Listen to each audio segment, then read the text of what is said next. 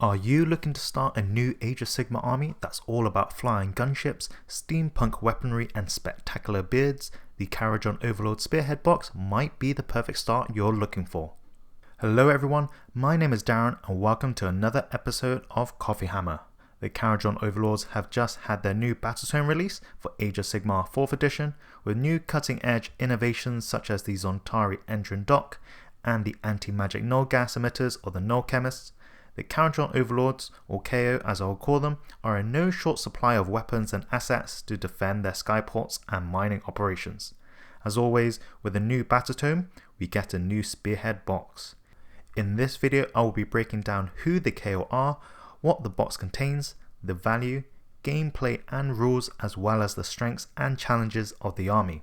So grab your rivet gun and strap on your engine harness as we take to the skies with the Grundstok Trailblazers Spearhead. So who are the KO? Well, they're Dwarfs or Dwarden in the AOS setting who said fuck this and took to the skies when chaos broke through reality. They are a heavily armoured, steampunk inspired faction of master engineers, brilliant innovators and swashbuckling privateers.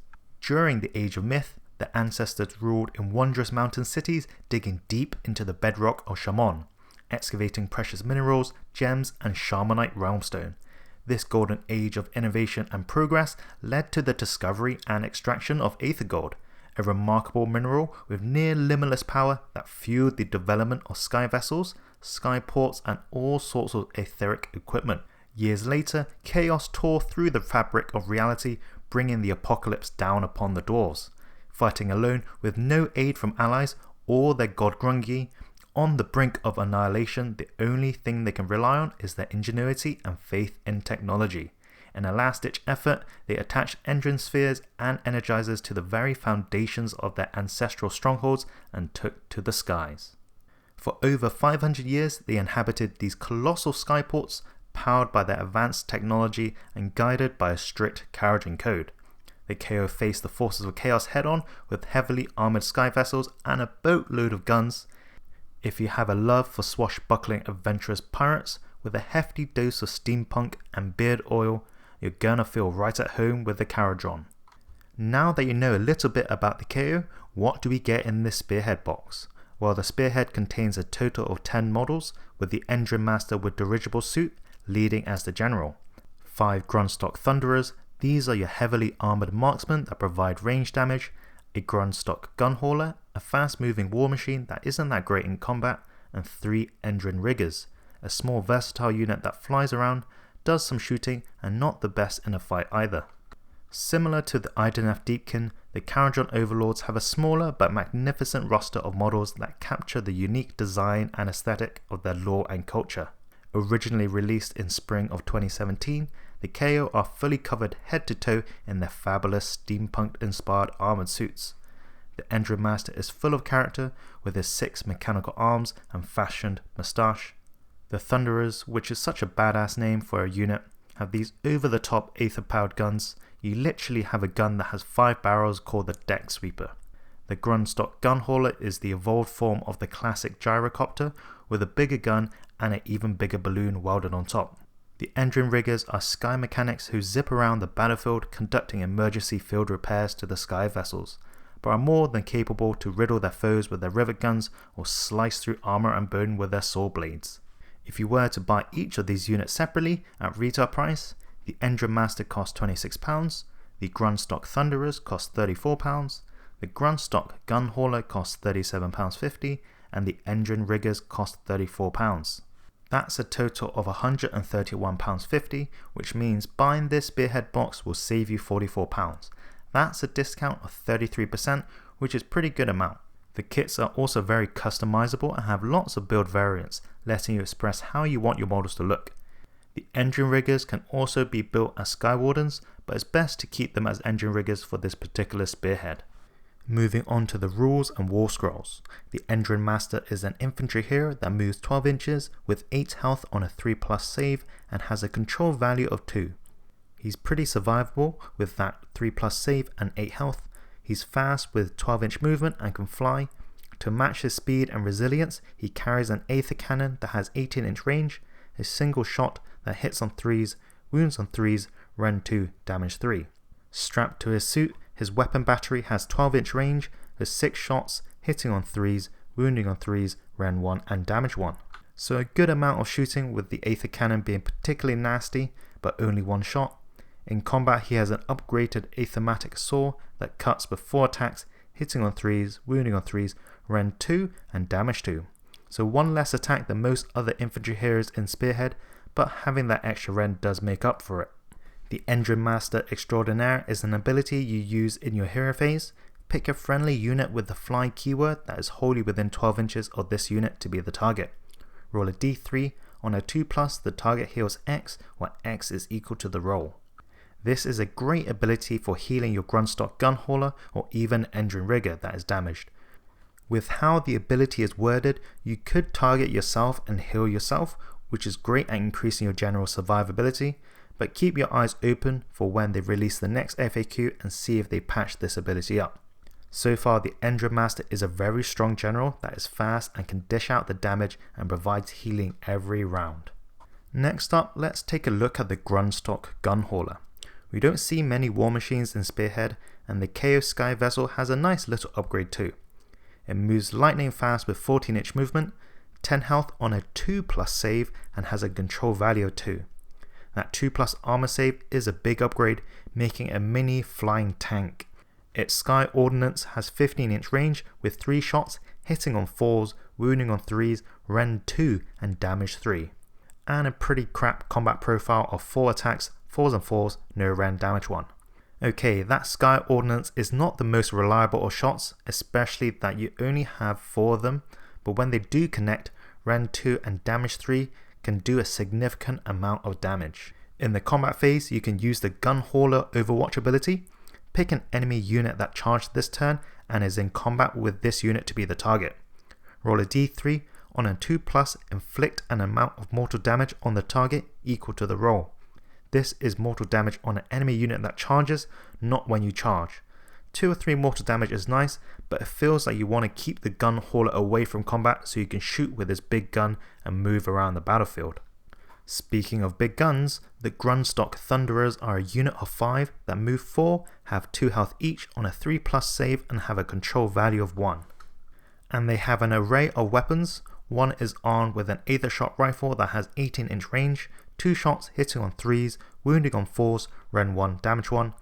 2 of them have Etheric Fumigator and Deck Sweeper, a 10-inch range weapon with 5 shots, hitting on 3s, wounding on 4s, no Ren, damage 1, but has the shoot in combat ability, which is handy for when they get caught in combat. And the final 2 have the Grundstok Mortar and Aether Cannon. Those have 18-inch range, 2 shots, hitting on 4s, wounding on 3s, Ren 1 and damage 2. That's a total of 18 shots, 14 at damage 1 and 4 at damage 2. They also have the Bewilder Blast Rounds ability, and once per battle army, any shooting phase, you pick an enemy unit that had any damage points allocated to it this phase by this unit's shooting attacks to be the target. Subtract d6 from the target's control score for the rest of the turn. Geez, this is a big letdown. A once per battle reduced the control score of a unit by d6. I was expecting a bit more from the Thunderers. Yes, control score manipulation is a useful tool to have, but as a once per battle ability, and rolling a d6 can still whiff if you need to get a high roll. Maybe if it was something like +1 Ren to the guns for the turn, that would have been so much better, maybe too good. That said, the Thunderers are decent, just let down by their Warscroll ability. And finally, the Engine Riggers. These balloon boys can move 12 inches, have 2 health each on a 3+ save, and have a control value of 1. They also have an array of guns and melee weapons. One is armed with a rapid fire rivet gun and Aethermatic Saw. The gun has a range of 10 inches with 3 shots, hitting on 3s, wounding on 4s, Ren 1, damage 1, and shoots in combat, while the Saw has 3 attacks, hitting on 4s, wounding on 3s, Ren 1, damage 2, and has the anti-charge +1 Ren weapon ability. Another model is armed with the Aethermatic Volley Gun and gun butt. The gun has 15-inch range, shoots 2d6 shots, hitting on 4s, wounding on 4s, no Ren, damage 1, with crit 2. And the last model has the Sky Rigger Heavy Weapon, a 15-inch range with single shot, hitting on 4s, wounding on 3s, Ren 1 and damage d3, and has the anti-monster +1 Ren weapon ability. So not the best in combat, as only one of them has the Aethermatic Saw, but a good amount of shooting output for a 3 model unit. They also have the Cloud Weaving Skyfarer's ability. In the enemy movement phase, roll a d6. On a 3+, this unit can use the normal move ability as if it were your movement phase. This is a really powerful movement ability, but only has a 2 in 3 chance of succeeding.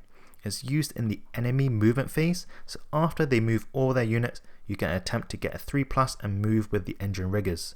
Great for getting away and out of charge range, or if you can, fly over your opponent and force them to either charge backwards into your engine riggers or charge forwards into your Grundstok gun hauler. They also have the reinforcement ability, letting you bring them back after they're slain. So the Warscrolls are a bit turbulent with some good, some not so good. Let's see if the battle trait brings it all together. The Gun Hauler Escort is a passive, subtract 1 from hit rolls for attacks that target friendly KO infantry units while they're wholly within 6 inches of a friendly Grundstok gun hauler. So basically -1 to hit to all your units except the gun hauler while they're wholly within 6 inches. -1 to hit is a very strong defensive buff. Your units already have a good 3+ armor save, and the -1 to hit works against both shooting and combat attacks. But over the course of the game, you have to decide whether to keep your gun hauler close to your infantry units to give them that -1 to be hit, or fly off to take objectives. I guess with its relatively long range gun, you can stay close to your thunderers in case they get attacked. So a very good passive battle trait. Just make sure you keep your gun hauler alive or you will lose that ability. For regiment abilities, you have a choice between 2, Rapid Relocation and Propeller Downdraft. Rapid Relocation is a once per battle army, your movement phase ability. You pick a friendly unit with fly to be the target, so any one of your units except the Thunderers, remove the target from the battlefield and set them up again anywhere on the battlefield more than 6 inches from all enemy units. And the target cannot use charge abilities this turn. This is a very strong ability, a get out of jail free card for your gun hauler or engine master, as it can target a unit that is in combat. It's not a retreat ability, so the unit you teleport with can still shoot. While Propeller Downdraft is a passive, subtract 1 from charge rolls for enemy units while they are within 9 inches of a friendly Grundstok gun hauler. -1 to charge rolls is nice to have, and it works against multiple units and not just one, but preventing enemy charge rolls is difficult on a smaller board size. Maybe when combined with the engine rigger's move ability in the enemy movement phase, you can force your opponent to be just within 9 inches of the gun hauler. But I don't see this regiment ability being better than Rapid Relocation. That ability to just get out of dodge is too clutch. Also, your opponent will know about it, so they know if they overcommit on a single unit or 2, you can just teleport out of there. For your general, the Engine Master, he can have 1 of 4 enhancements. The Emergency Fuel Injection Pods is a once per battle, any combat phase ability. Your general has Strike First for the rest of the turn. Strike First is good, but it's only once per battle, and your general isn't the hardest of fighty heroes, should I say. The Prospector and Pioneer is a passive ability that just adds 2 to your general's control score. Being an army that will struggle with contesting objectives, this might actually be a decent choice, but let's see what the other 2 enhancements are like. Celestian Burst Bomblets, any combat phase ability, pick an enemy unit in combat with your general to be the target, roll a dice, on a 3+, ward rolls cannot be made for the target for the rest of the turn. Turning off ward saves is very good, especially against Death Armies and Maggotkin of Nurgle. I will pick this all the time against those armies. It's like getting rend against ward saves, but for all your units fighting the target enemy this turn. And finally, Extraction Failsafe is a passive, subtract 1 from the number of damage points inflicted on this unit when it uses a retreat ability. When your general retreats, he will take D3 mortal damage, so in practice you should be taking between 0 to 2 mortal damage instead. It would have been better if it just lets you retreat without taking any damage, as many other armies' abilities just let them do that. Overall, I'm a bit disappointed with the choices on offer. They all have some uses, but all fall short from being competitive. Taking away ward rolls in the combat phase is a good one, and also +2 to control score can be good, but not too interesting. Strike First is a great ability, but the Engine Master doesn't excel in combat, and taking 1 less damage when retreating doesn't do enough. Your Engine Master wants to be shooting all the time, so if this enhancement was give your weapons shoot in combat ability, would have been so much better. There are some strengths to this spearhead. The army has good mobility in the flying units, the gun hauler is super fast, and the engine riggers can potentially move around in the enemy movement phase. Your army is also heavily armoured with a good 3+ save, with the gun hauler going up to a 2+ save, making your army very resilient to weapons with little to no rend. The army has a lot of firepower and can dish out a lot of damage in the shooting phase, but can be unreliable as your guns either hit or wound on falls. Moving cogs. Each unit is a cog in a much bigger machine, lots of different moving parts and abilities that work well with each other but can be challenging to learn and master. However, the spearhead does have a lot of challenges. It's small and elite, with a small model count means you will struggle on contesting objectives. All guns and butts. Your units give up melee weapons for better range weapons. Thunderers and gun haulers are terrible in combat. If both are engaged in combat, your total range output decreases by 50%. Although your army has very good armor saves, you have no access to ward save. Mortal damage will hurt a lot more on your high armor save units that have low health. The army is also very difficult to pilot and seems a bit weaker. The first KO spearhead was pretty weak as well, and although this spearhead is a bit better, it still faces the same struggles as its predecessor. Combat on a small board is inevitable, and you don't have a dedicated combat unit, and once your guns get locked into combat, it's very hard to get unstuck from it. To conclude, the Kharadron Overlords Spearhead is a breathtaking army with amazing looking models, with a unique design not seen in any other fantasy setting. Although they brought guns to a sword fight, they will struggle in close quarter combat. Hopefully they might get some buffs or changes in future FAQs. If you're looking for the next competitive spearhead army, I would say let the Grundstok Trailblazers fly by, but if you have a love for their lore and design and plan on collecting a 2000 points army, this is a good place to get on board. So you're thinking of collecting the Kharadron Overlords as your army? These are the next things you will want to consider adding to your growing Skyport. The KO Battletome contains the background lore, new rules and Warscrolls, everything you need to build and play all sorts of lists, including 2 unique armies of renown. The Zontari Engine Dock are cutting-edge innovations from the finest engineering minds of the Sky Empire. They act as both a faction terrain and a manifestation equivalence for a non-magic army, enabling new interesting interactions and synergies between your Dwarves and their Sky vessels. Other bundles like the previous Spearhead box is a great pickup if you can find them in your local wargaming store or online. That box contains a mighty Archanaut Admiral, 10 Archanaut Company, 3 Sky Wardens and an Archanaut Frigate, which is a fantastic box with great value. If you can't grab your hands on that old loot, you can instead steer towards Draki's Privateers.